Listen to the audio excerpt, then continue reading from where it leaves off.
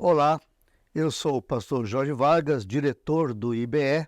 Estamos aqui para mais um Café com Professores, o nosso podcast.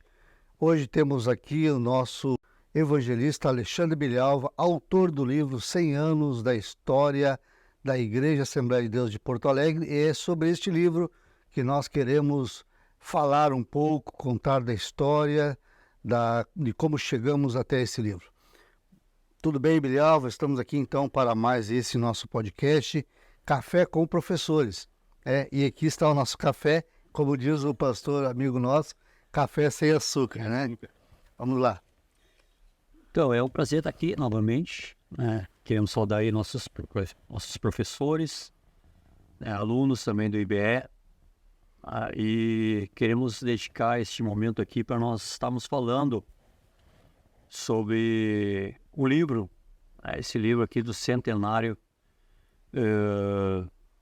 da Igreja Assembleia de Deus de Porto Alegre.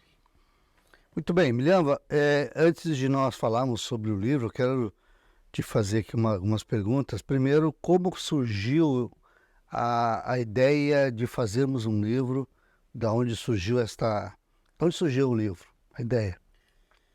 Esse livro aqui, ele surgiu de dois motivos principais, né?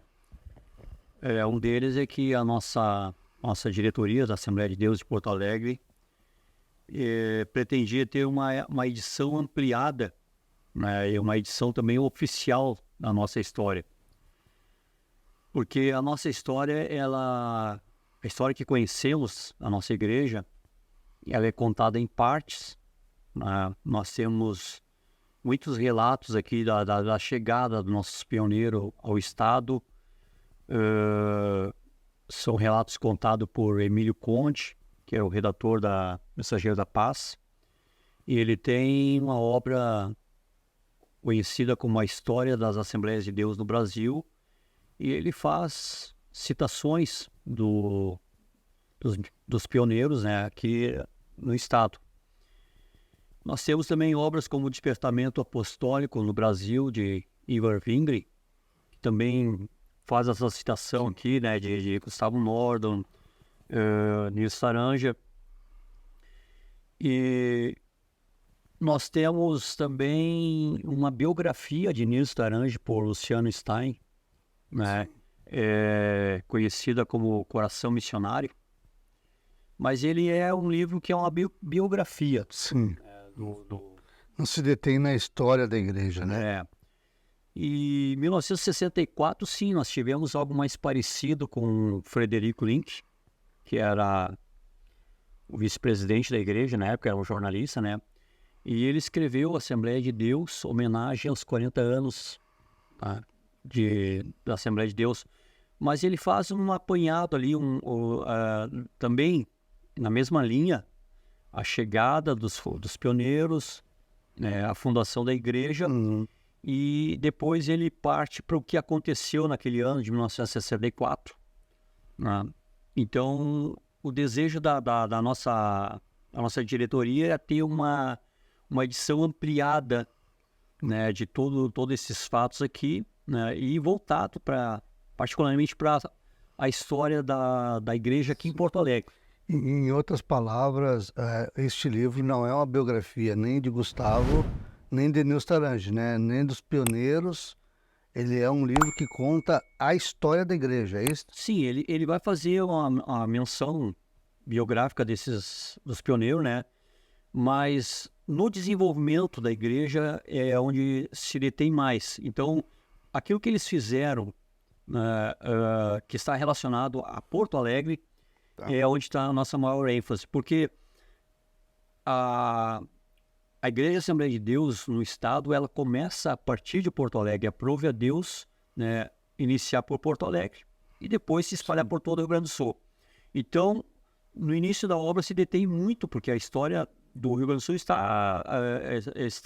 inicia aqui em Porto Alegre, tá? Tá ligada, né? Mas depois, quando ela começa a se expandir, né, o foco aí é mais continuar em Porto Alegre aqui, né? Entendi. E me diz uma coisa, quais são as divisões do livro, quais são os capítulos e os temas que são considerados mais importantes aí neste livro? Sim, só respondendo ali ainda a primeira pergunta, né, que eu falei que eram 2 motivos principais. O outro é que a diretoria da nossa igreja, ela deseja que os leitores assembleanos, né, os obreiros, Sim. os membros, tenham em mãos Hum. a sua história, né, conheçam a sua história. No entendimento da diretoria, isso vai proporcionar mais identidade de seus membros, né, com a sua igreja no momento em que Sim. conhece a sua história. Um fato, o nosso pastor-presidente, pastor João Oliveira, ele conhece muito bem a história da igreja, dos pioneiros, ele tem uma ligação muito forte com essa história e ele gosta da história da igreja, né? Então, esse é um dos motivos pelo qual ele pediu, partiu dele também, da diretoria, claro, que fizéssemos um relato desta história e isso que você falou, para que a nova geração, essa geração que está chegando agora, que não sabe como começou a igreja, né? Não tem noção do que passaram os pioneiros, quais foram as dificuldades que eles encontraram quando aqui chegaram. E hoje os jovens chegam, veem uma igreja já pronta, né? Com belos templos, com departamentos, com igrejas, enfim, toda estruturada já. Não foi assim no começo, né? Então, é importante que essa nova geração tenha conhecimento de como foi o início desta igreja, desse movimento do Espírito Santo, da obra de Deus, né, no estado do Rio Grande do Sul e, claro, começando aqui por Porto Alegre. Muito bem, eu te fiz uma pergunta e ver quais são as divisões deste livro, quais são os temas mais importantes que você poderia alencar. Então, a gente fez um índice aqui, né, com as divisões que é tratado aqui, né? O livro tem 10 capítulos. E começa então pelo missionário Gustavo Norton, né? Faz um apanhado lá nas nossas raízes, Da origem dele, né? a origem lá, porque Gustavo Norton já era um obreiro, já era um pastor, né? Cuidava de igrejas já na Suécia. Então, tem toda ali uma história sobre a família Norton, a chamada deles, né? E aí, claro, o início das atividades aqui no Rio Grande do Sul, né? E a formação dos trabalhos. Nós comemoramos dia 15 de abril, o primeiro culto Isso. da Assembleia de Deus do Aliás, Estado, que foi aqui em Porto Alegre. este dia 15 agora de abril passado foi feito o lançamento do livro. Então, o livro está já à disposição dos nossos irmãos desde o dia 15 de abril, que foi o culto comemorativo dos 100 anos, né? Dos primeiros 100 anos da Igreja Assembleia de Deus, foi onde nós lançamos o livro. Então, isso tudo está relatado no livro, né? Como que aconteceu a chegada deles aqui, aliás, desde lá da origem, né? A chamada de Gustavo Norton para a obra missionária e Deus direcionando ele para o Rio Grande do Sul, né? Sim, porque eram homens preparados, né? Eles tinham uma chamada local lá, tinham sido preparados como obreiro, mas ardia no coração deles o desejo por missões. Então, na história vai mostrar Deus chamando eles, mostrando o lugar onde eles deveriam trabalhar, e direcionando eles para que pudessem estar aqui conosco. Sim. Então, chegaram aqui em Porto Alegre, primeiro culto em 15 de abril. E a igreja depois ela é organizada e lá em outubro, dia 24 de outubro, sim, né, com o primeiro batismo e a primeira Santa Ceia, nós temos ali a data oficial dos 100 anos da igreja no estado, né? Porque ali ela já começa também a se expandir. Mas em Porto Alegre o primeiro culto foi em 15 de abril, que nós comemoramos e lançamos o livro, né? Sim. E aí nós partimos depois para a história de Nilson Sarange, né? Também quem é Nilson Sarange, quando ele assume a igreja de Porto Alegre, o desenvolvimento, nós vamos estar falando isso aqui, das obras sociais, feita aqui durante o período que ele era o pastor responsável. E depois nós temos essa trajetória aqui, essa mudança da direção sueca, né, para a liderança brasileira. Né? E nós temos pastor João Ferreira, filho, pastor Ubiratã, e o nosso atual pastor João Oliveira de Souza. Sim. A gente vê que a igreja, durante 100 anos, né, nós tivemos poucos líderes, né? Porque foi um trabalho muito bem consolidado. Se comparar com outras histórias de outras igrejas, a gente vê assim, uma lista de líderes que passaram, né? Enquanto que a nossa não, a nossa sempre esteve bem consolidada, foi um trabalho bem consolidado, né? Os líderes chegaram, fizeram um bom trabalho, se mantiveram por um bom tempo nos seus cargos. E aí depois, lá pelo capítulo 6, nós já vamos falar da organização, né? Como a igreja, a Assembleia de Deus está organizada hoje, né, durante esse período do centenário. E é um relato dos departamentos da igreja, um relato emocionante também, né, que é a questão da construção do templo na General Neto 384, Sim. quando foi construída por Gustavo Nordum, a primeira reforma com Nils Taranja, que Gustavo Nordum, quando construiu o templo, ele não colocou colunas, né? Essas colunas nas paredes foram colocadas com Nils Taranja, um telhado novo. E depois a segunda grande reforma com o pastor Biratã, que segue o pastor João Oliveira, dá continuidade a essa reforma, né? Ele termina essa reforma e ele moderniza todo o templo. Principalmente na questão do IPBCI, né? Principalmente adequação do prédio para acessibilidade e tudo mais. E aí tem também um relato do nosso Instituto Bíblico, Sim, né? que está muito ligado à história da igreja. Um relato importante, aí convidamos nossos professores, alunos a lerem. E conhecer a história do IBE. Ela começou em 66, né? Com o Nils Tarange, vendo a necessidade de preparar obreiros, né? Na verdade, todos os membros da Igreja Assembleia de Deus, lendo esse livro, vai conseguir se identificar, porque nós temos relatos da UMATPA, temos relatos de mobilização feminina, de mobilização com crianças, de adolescentes. Né? Então, na questão dos departamentos da igreja, no capítulo 7, a gente pode se identificar muito ali com nossas... Tem um fato interessante que tu conta no livro sobre Gustavo Nordum, quando lá no início da igreja ele identificou uma necessidade muito grande de trabalhar com crianças, né? Ele percebeu que logo no início da igreja já afluíam para os trabalhos da igreja, a Escola Bíblica Dominical, muitas crianças, não é isso? Os temas importantes aqui do livro, que já respondendo a tua pergunta anterior, um dos temas é essa mobilidade com as crianças. Gustavo Nordum chegou e já ali pelo bairro Floresta ali, né? Sim.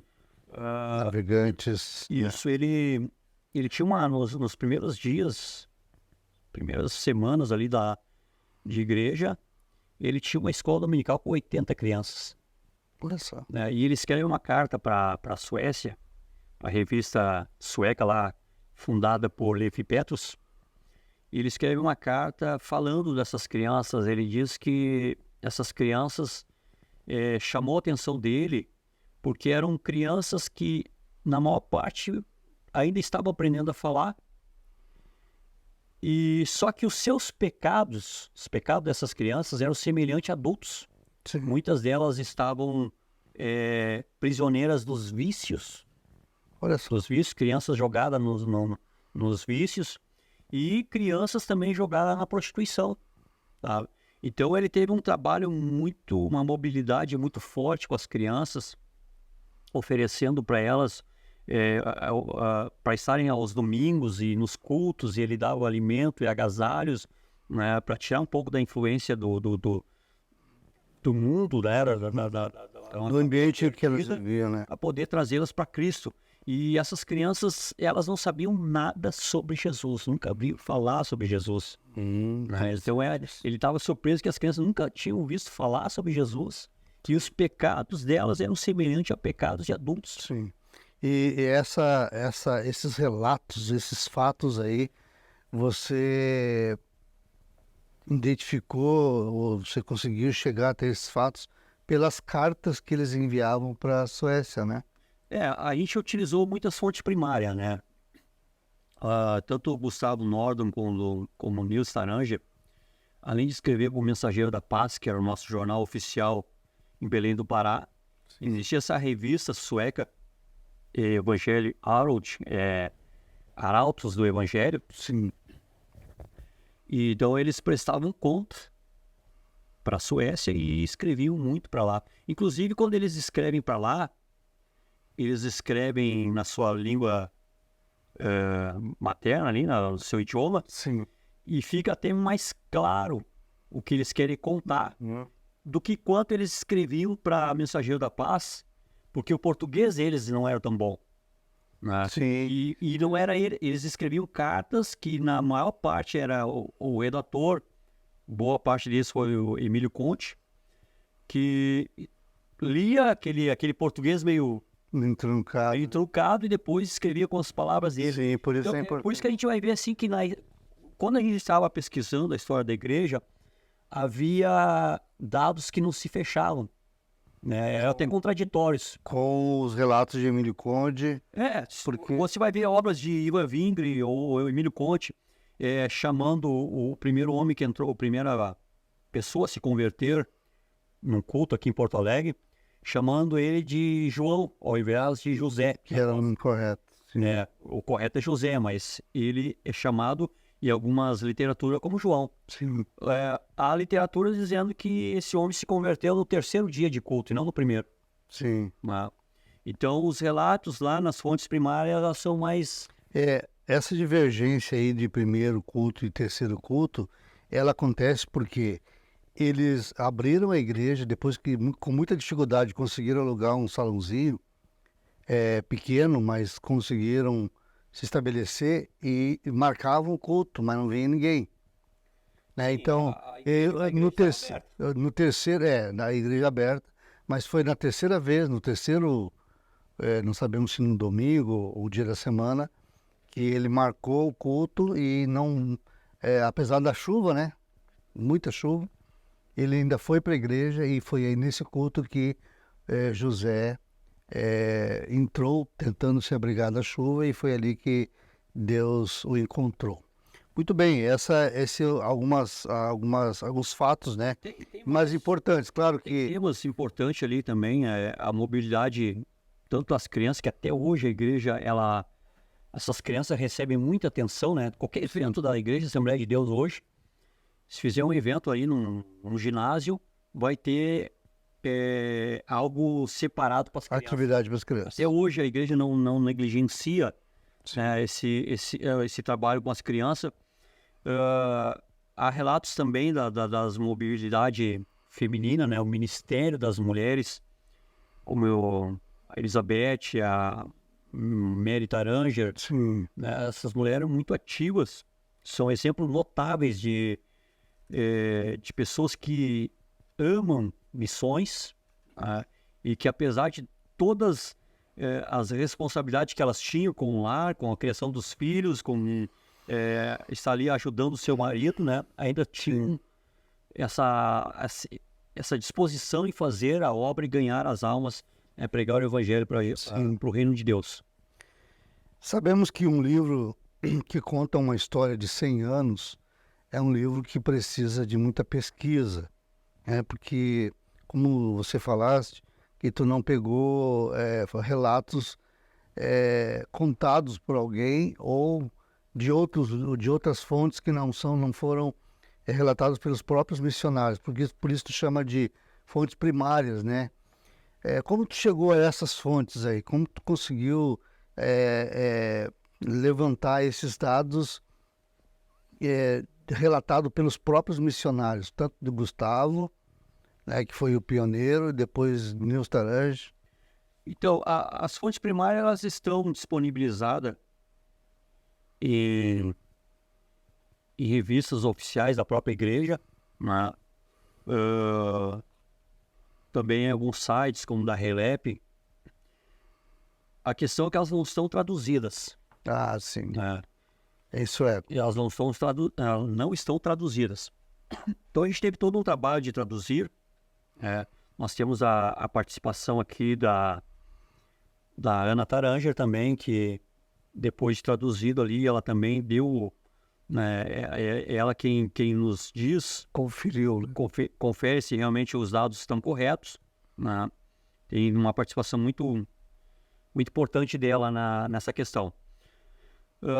E nessas fontes primárias aqui, nós conseguimos pegar muita coisa nova, Coisas que que não estavam sendo contadas, né? Nós temos detalhado aqui os desafios da igreja, né? Os desafios em que principalmente Herbert Nordon sofreu, né? Tantos atentados, tantas perseguições, sim, né?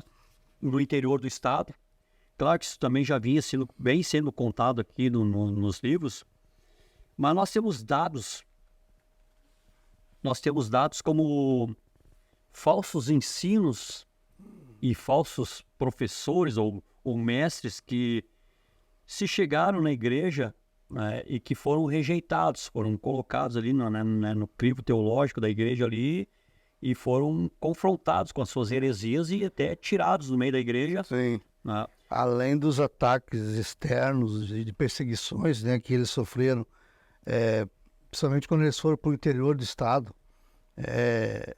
Temos relatos que Herbert foi alvejado por tiro, tentativa de assassinato, né, da vida dele, não só uma vez, várias vezes, né, mas uma delas ele foi atingido e morreu com uma bala no corpo, né, um projétil.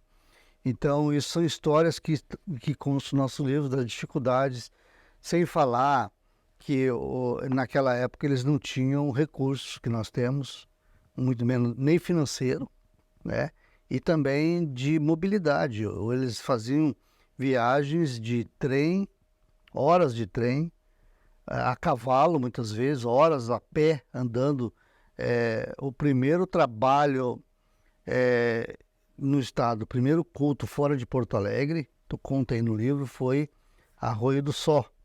É um distrito de Santa Maria, até hoje ainda é um distrito de Santa Maria, né? Onde lá foi feito o primeiro culto fora de Porto Alegre.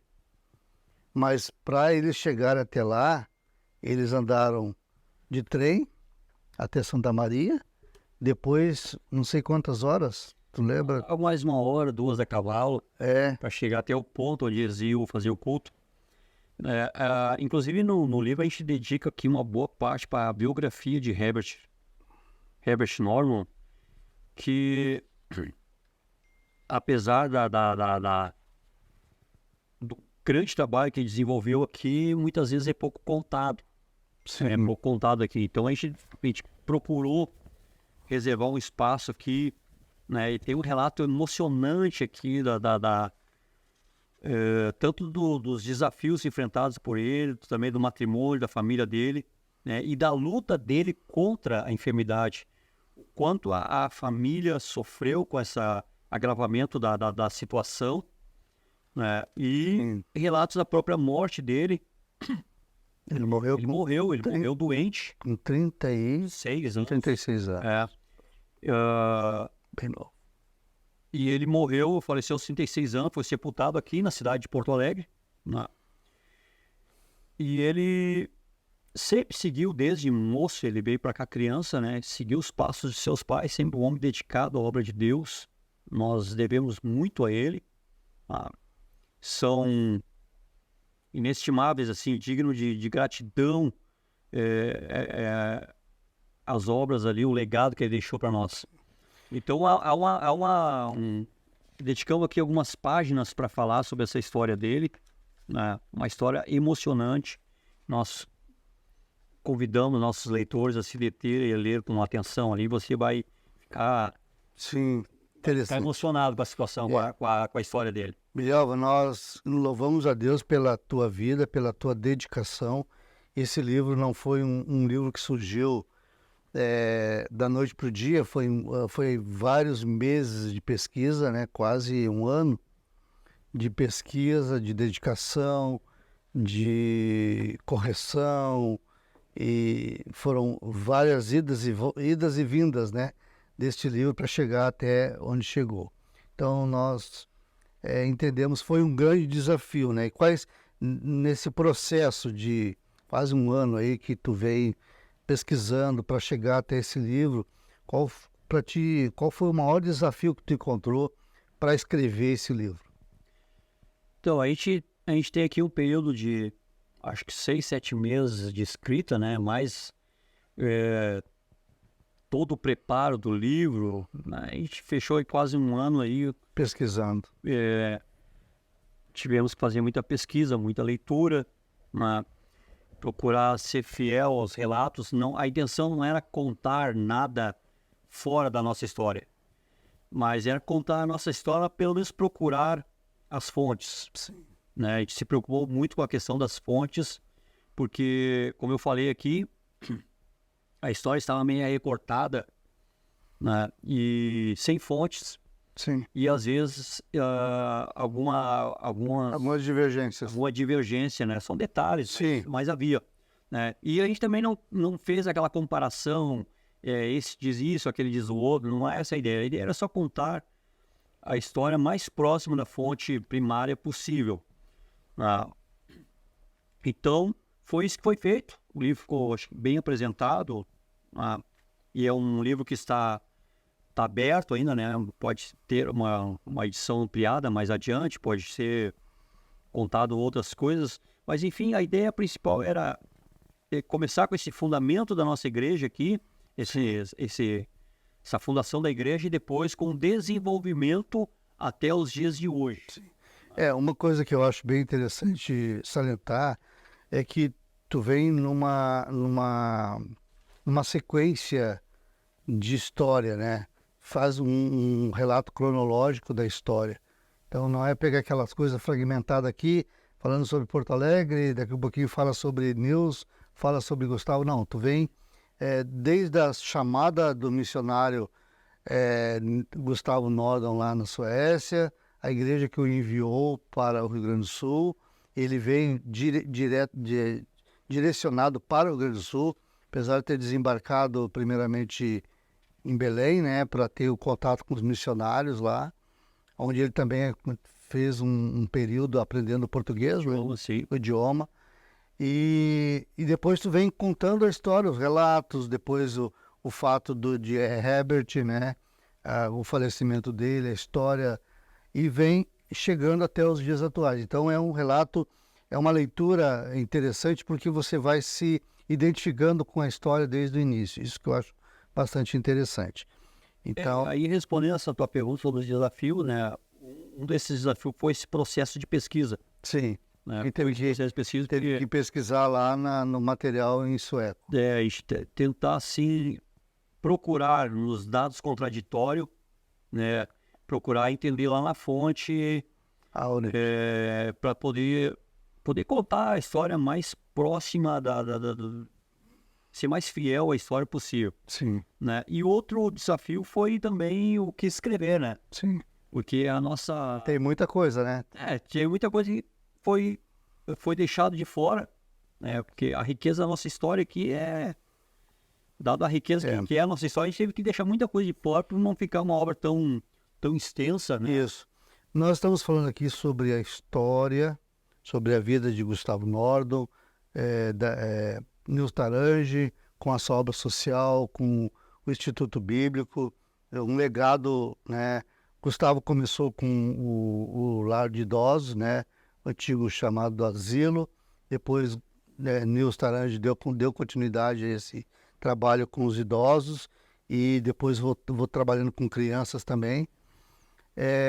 Mas, assim, o mais importante de tudo que eu entendo aqui é ver a obra do Espírito Santo, o agir de Deus na história da igreja. Eu acho que é importante nós salientarmos também a obra de Deus, né? A forma como Deus agiu, né? O mover do Espírito Santo, batismo, conversões, porque eles começaram o trabalho, tu vê, em primeiro culto em abril, com um crente, em outubro já tinha mais de Eles batizam com 12 pessoas. 12 pessoas, Membros já. 12 membros, Acho que 10 pessoas, 8 pessoas, né? Mais a família. mas em pouco tempo, já estavam com uma igreja que não tinha, alugaram um salão, daí a pouquinho teve que aumentar o salão, porque já não cabia mais o povo ali. Então a gente vê nitidamente o agir do Espírito Santo na vida da igreja, né? A igreja, ela é organizada com 12 membros, né? Nós tivemos um casal de batista que veio para a igreja, o resto foi a família Nordley e as almas que eles ganharam nesse período. Sim. E depois, sim, a igreja se alastrou muito, muito rápido, né? É.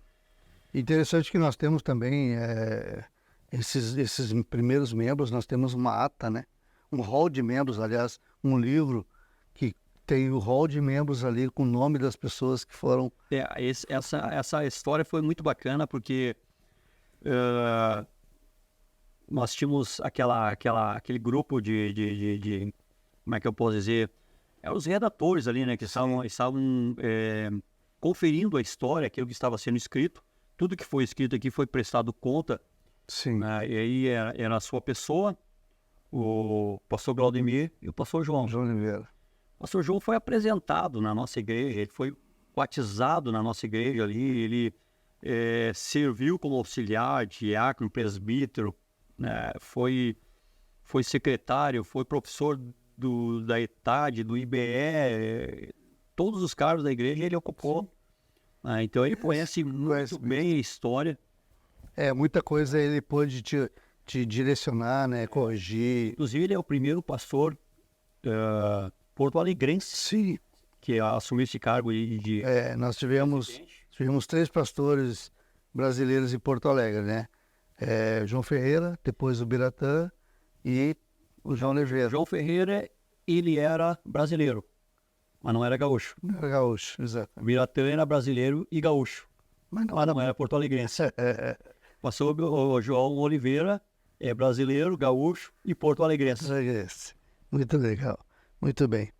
Então é isso, Bilhava, nós queremos deixar aqui a nossa gratidão a Deus pela tua vida, por essa equipe que trabalhou, né, na edição, nas revisões, para que esse livro chegasse até os nossos irmãos.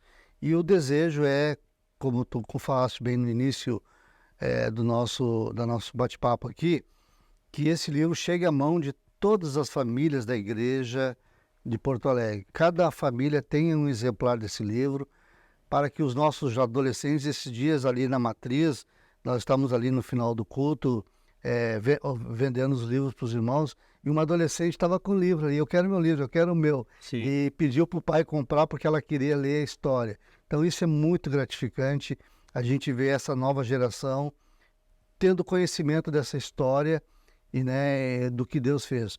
Porque essa deve ser uma preocupação da igreja, passar a história para essa nova geração que está vindo, porque, como diz a Bíblia, uma geração foi e outra veio, né? Mas precisamos contar os fatos, né? Contar os milagres que Deus fez e continua fazendo. Deus é o mesmo. Tem muitos relatos, relatos emocionantes que o leitor vai gostar muito. O próprio período que nós estamos vivendo hoje, com essas inundações aí, Sim.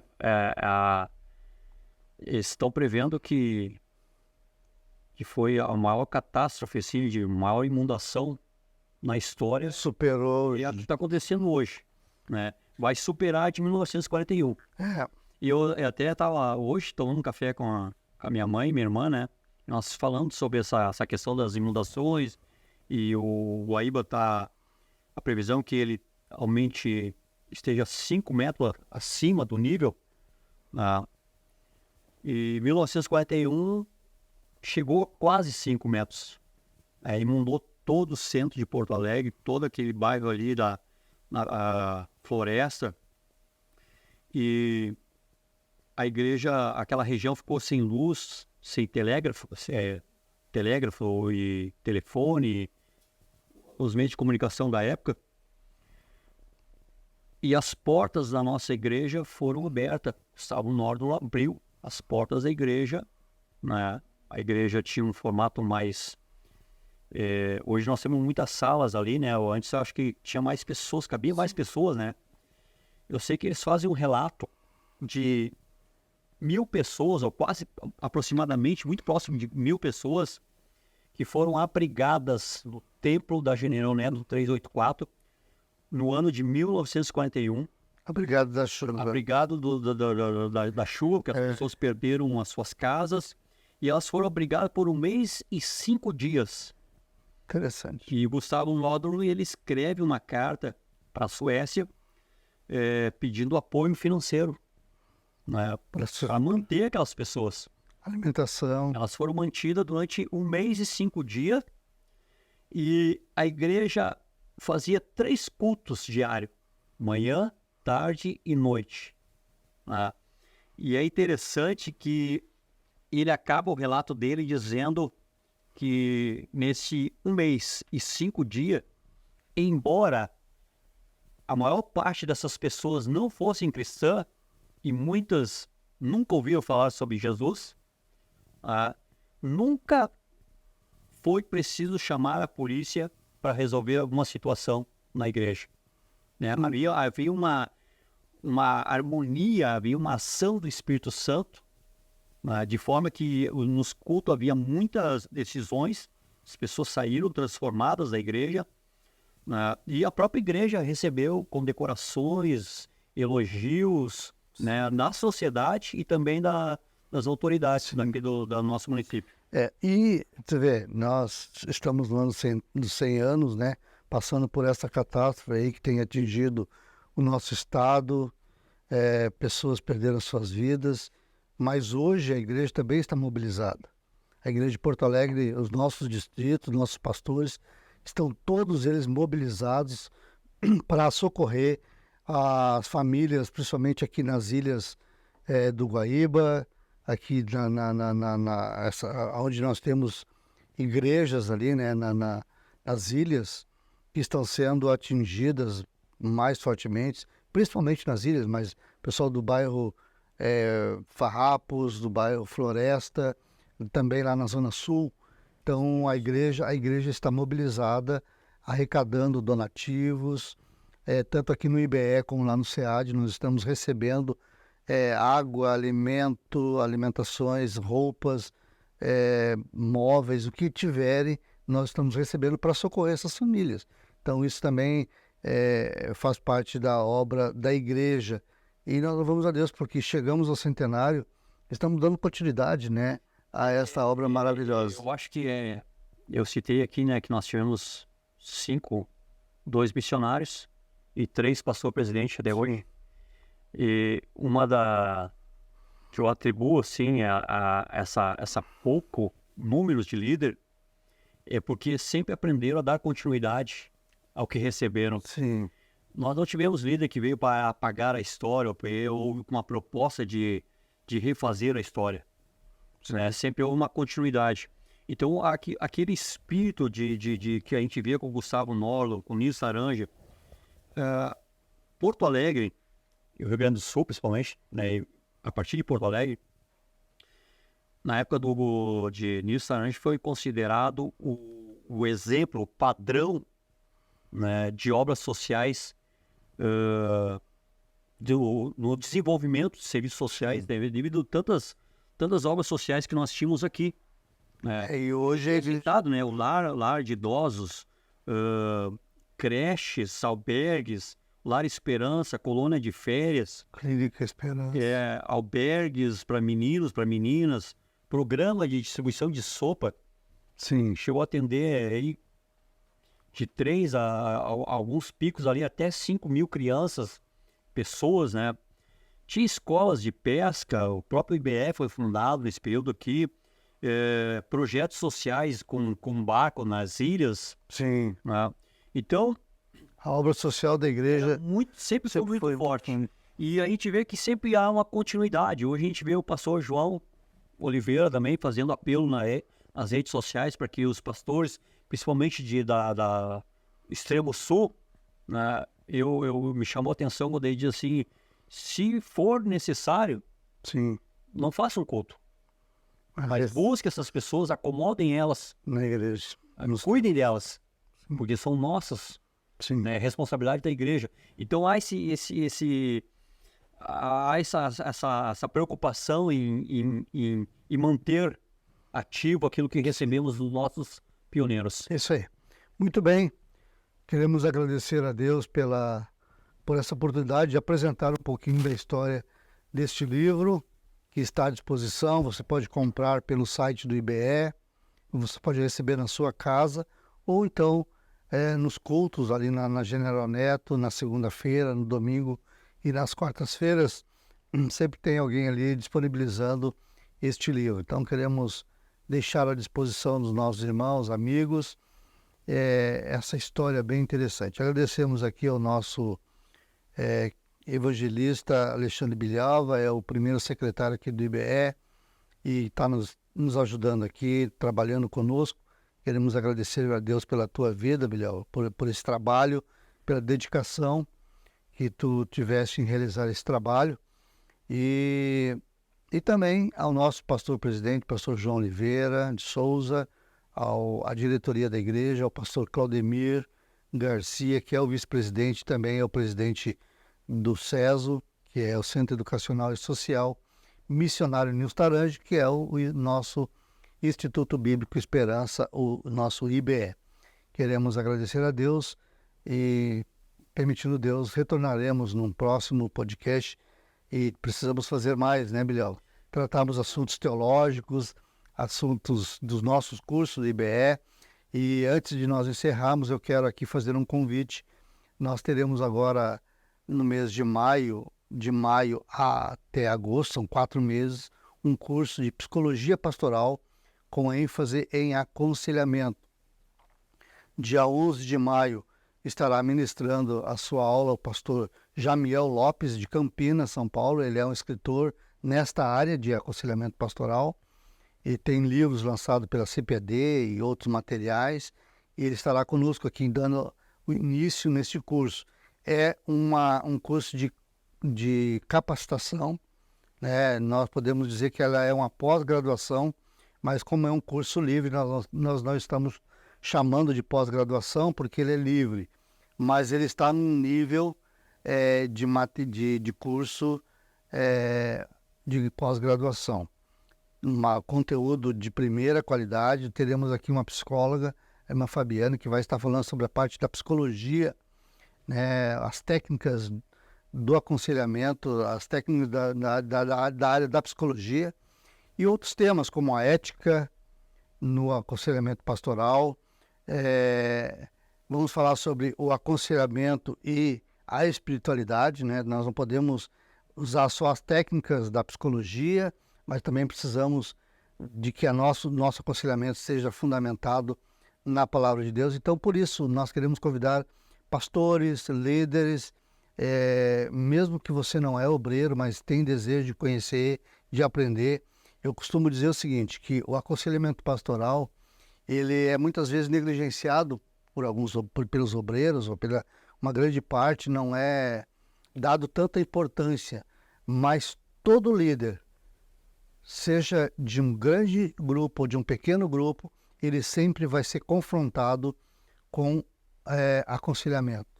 Ele vai precisar aconselhar uma pessoa que está em crise, ou uma família, ou alguém que está passando por um momento difícil. Então, é importante que nós estejamos melhor preparados para atender esta área que é tão importante, que muitas vezes ela é negligenciada. Então, queremos convidar, as inscrições no site do IBE, ibe.com.br. Você entra lá, tem um banner logo no início, onde você vai clicar e já vai fazer a sua inscrição. Nós temos a modalidade presencial, que será aqui no campus do IBE, vai ser um sábado à tarde, início às 14 horas, encerramento às 21 horas, então é um dia na semana. Tem um final de semana sem, no outro final de semana seguinte. Então é de 15 em 15 dias durante 4 meses. Então serão 8 encontros, 2 encontros por mês presencial. mas esse curso também está disponível para aquele irmão que não mora em Porto Alegre, é do interior do estado ou de outro lugar que queira fazer esse curso, está disponível.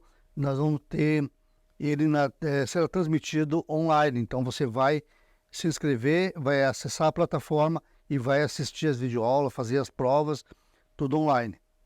Então está à disposição dos nossos irmãos. Procure o nosso site, faça sua inscrição, você vai ver o quão é importante você se preparar para trabalhar, atuar nesta área do aconselhamento.